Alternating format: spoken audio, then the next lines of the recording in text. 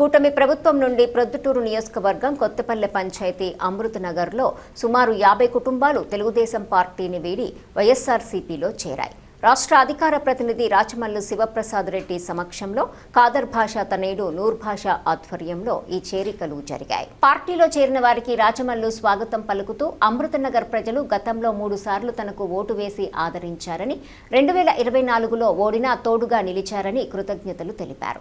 నాడు వైఎస్ఆర్ 2006లో అమృతనగర్ను స్థాపించారని, తమ ప్రభుత్వ హయాంలో 15 కోట్లతో 72 రోడ్లు, 2 కాలువలు, 70 లక్షలతో నాగాయపల్లె నుంచి నీరు తెచ్చామని గుర్తు చేశారు. పుష్కర కాలంగా ఎమ్మెల్యేగా ఉన్న నంద్యాల వరదరాజుల రెడ్డి ఏం అభివృద్ధి చేశారో చర్చకు సిద్ధమని సవాల్ విసిరారు. సంపద సృష్టిస్తా అని చెప్పి ఆంధ్ర రాష్ట్రాన్ని అప్పుల రాష్ట్రంగా మార్చారంటూ చంద్రబాబుపై రాచమల్లు తీవ్రంగా మండిపడ్డారు.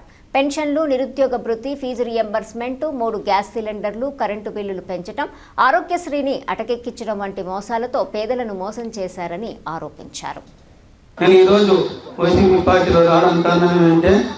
జగన్ సార్ సీఎంగా ఉన్నప్పుడు, మన రాజమౌళి సార్ ఎమ్మెల్యే వారు ఉన్నప్పుడు మన పొద్దుటూరుకి ఎంతో అభివృద్ధి చేసినారు.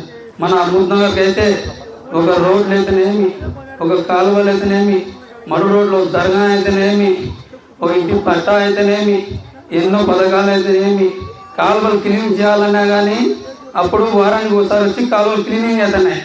ఇప్పుడు అదే కాలువలు క్లీనింగ్ చేయాలన్నా 3 నెలలు 4 నెలలు ఒకసారి వస్తున్నారు. కసువు తాక్టారు 3 నెలలు 3-4 నెలలు అవుతుంది. అప్పుడు జగన్ సార్ సీఎం ఉన్నప్పుడు వారానికి ఒకసారి వచ్చి క్లీనింగ్ అవుతున్నది. అందుకోసం నేను ఈరోజు ఈ పార్టీలో చేయడం జరుగుతుంది. గడిచిన 2 సంవత్సరాల కాలంలో తెలుగుదేశం పార్టీ ఎంత విఫలమైంది,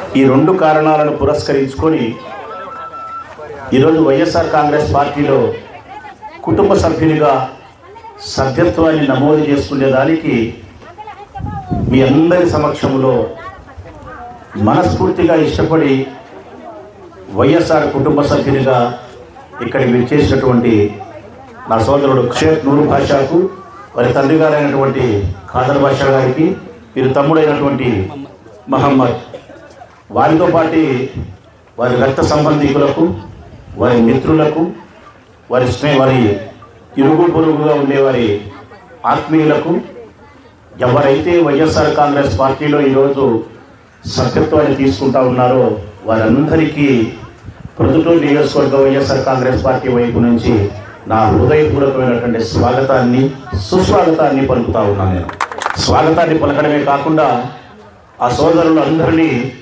మనస్ఫూర్తిగా నేను శుభాకాంక్షలు తెలియజేస్తా ఉన్నా. హృదయపూర్వకంగా వారికి శుభాకాంక్షలు తెలియజేస్తా ఉన్నా.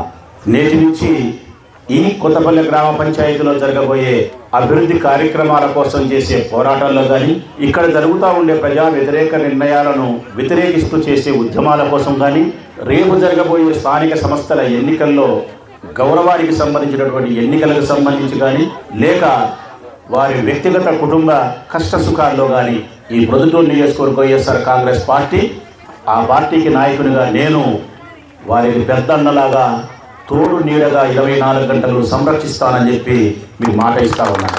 కొత్తపల్లె గ్రామ పంచాయతీ అన్న, కొత్తపల్లె గ్రామ పంచాయతీలో అమృతనగర్ అంటే మరీ మరీ మరీ మరీ మరీ ఇది నా బొడ్డు దగ్గర నుంచి చెప్పే మాట తల్లి, నాలుక మీద నుంచి చెప్పే మాట కాదు, నా నాభి దగ్గర నుంచి వచ్చే మాట.